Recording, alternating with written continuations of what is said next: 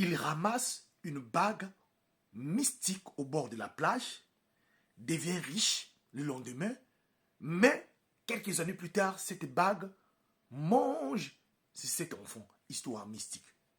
Alors, écoutez cette histoire, s'il vous plaît. Ça se passe en Afrique centrale. Mais avant toute chose, j'aimerais vous dire des choses. Priez sans cesse. Ce monde où nous vivons est un monde là où il y a plusieurs mondes. Alors, s'il vous arrive de marcher au bord de la plage, des rivières, quand vous voyez des objets, surtout des montres, des bijoux, alors faites attention surtout. Certains objets sont parfois donnés au sacrifice, mais ou soit sont parfois des pièges. Et quand vous les prenez, c'est votre vie que vous mettez en danger. Écoutez l'histoire qui se passait en Afrique centrale, c'est Patrick. Alors Patrick vivait avec toute sa famille et ses 7 enfants. Tout était bien à cette époque-là. Malgré que Patrick n'avait pas de moyens, mais Patrick partait souvent au bord de la plage pour aller fouiller des petits coquilles là. Il avait un business où il partait vendre cela, des gens qui achetaient ça. Pour faire, il disait que les gens faisaient fabriqueraient des objets avec ça. Alors, c'est ce que Patrick faisait. Il n'avait pas de boulot, mais il faisait que ça lui rapportait un petit couac et qui lui permettrait vraiment à chaque fois de nourrir sa famille. Pendant plusieurs années, c'est la même activité que ce dernier faisait. Voilà un jour, au moment qu'il était parti de très bonne heure au bord de la plage, en train de aller ramasser des coquilles, et voilà comment, là, il va tomber sur une bague en or au bord de la plage. Et ce dernier va prendre cette bague-là, au lieu de mettre dans la poche, directement, il va essayer sur son doigt. Et en voyant cela, que la bague était la mesure de son doigt, il va laisser la bague sur son doigt et il va continuer son chemin. Mais un miracle va se produire là. Après avoir tout juste ramassé les coquilles, au moment qu'il sortait de la plage, alors là, c'est une voiture de luxe avec une femme blanche à l'intérieur qui va l'arrêter, qui va demander à monsieur Patrick, est-ce que ces coquilles-là, il est en train de vendre cela? Et ce dernier va accepter. La dame va prendre tout ce que Patrick avait ramassé et lui donner une grosse somme d'argent le même jour-là. Ce dernier-là, tellement si content, et la dame blanche va lui dire, demain, tu prends mon numéro de téléphone, si demain tu arrives à avoir plus encore, tu m'appelles, je viendrai chercher. Voilà comment Patrick rentre chez lui à la maison, tellement si content. Sa femme, il arrive, il explique à sa femme que non, il vient de trouver, en tout cas d'avoir un marché, c'était un jackpot. Et tout était bien. Le lendemain, le gars repart encore. C'était devenu une habitude. Donc à chaque fois quand il avait coquille, c'est seulement la même dame, la blanche, qui vient acheter cela. Et voilà que ce dernier commence à faire maintenant d'autres activités, à créer d'autres activités. Tout marchait bien. Après 5 ans de travail, des activités marchaient bien, Patrick est obligé même d'améliorer, d'avoir même des travailleurs qui l'aidaient, d'aller ramasser des coquilles là. Il a créé d'autres activités et lui-même il arrivait même à acheter même des voitures. Tout était bien. Donc il a construit, sa vie marchait convenablement. Il était devenu, on peut dire, un homme riche. Mais 5 ans plus tard,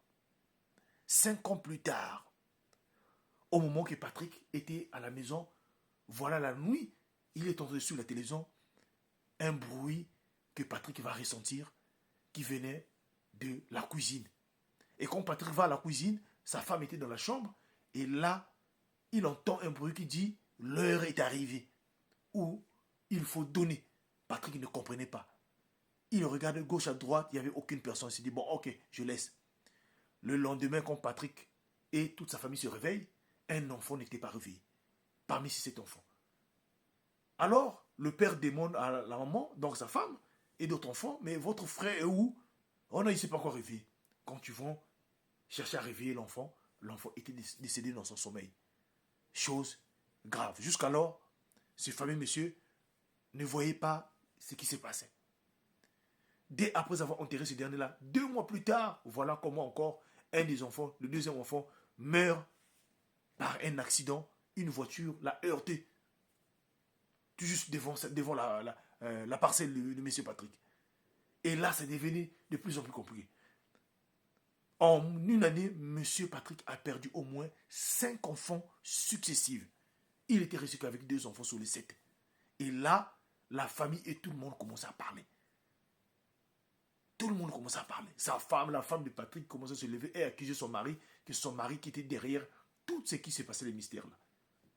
Et cette dernière-là commence maintenant en complicité avec la famille de son mari et ses frères et sœurs d'aller chercher à savoir qu'est-ce qui n'allait pas. C'est là où ils vont les consulter.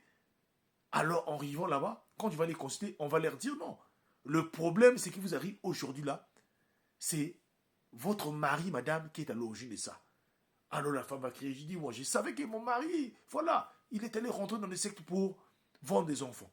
Mais le monsieur va dire, non, non, non, non, c'est lui qui a l'origine de ça, mais sauf qu'il est inconscient actuellement là. Alors, il y a des années de cela, ton mari avait ramassé une bague au bord de la plage. Et cette bague-là, il porte ça tous les jours.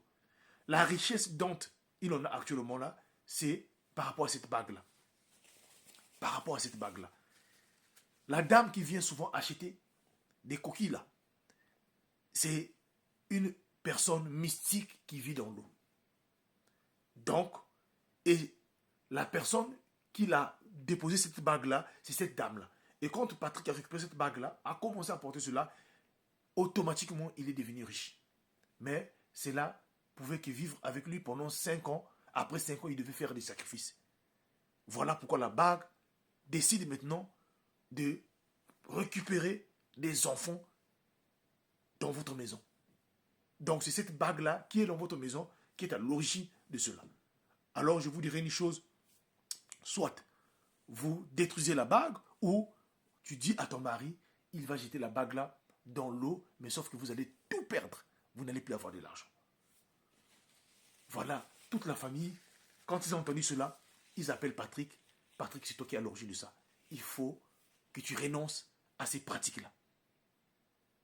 Et certains frères qui étaient là-bas, donc les membres de la famille, d'autres aussi décident aussi d'appeler des pasteurs qui sont venus là, demander à Patrick aussi de laisser cette bague-là.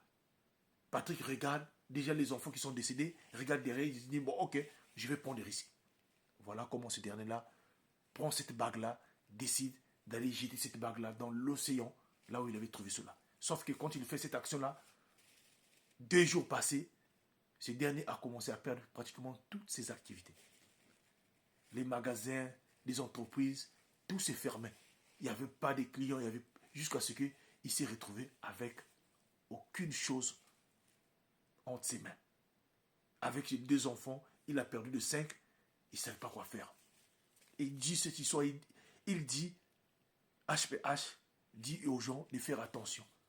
Quand vous pouvez ramasser un objet, prenez toujours le temps de prier pour cet objet-là. Surtout les objets au bord de la plage, au bord des rivières. Parfois, ce sont des objets qui sont préparés